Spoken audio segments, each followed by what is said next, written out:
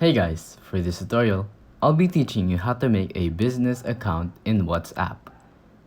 And with this tutorial, you're gonna be able to make an account simply for business. So let's get started by downloading the business WhatsApp account.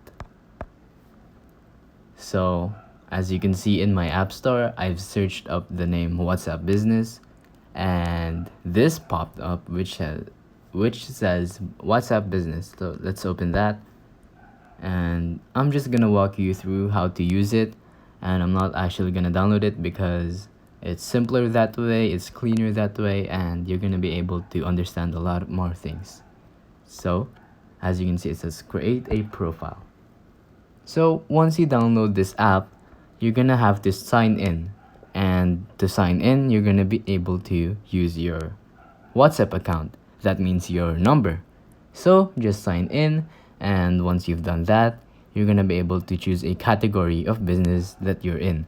Basically, it's gonna show a bunch of categories and you're gonna choose from that. For example, you are a cooking business or an art business.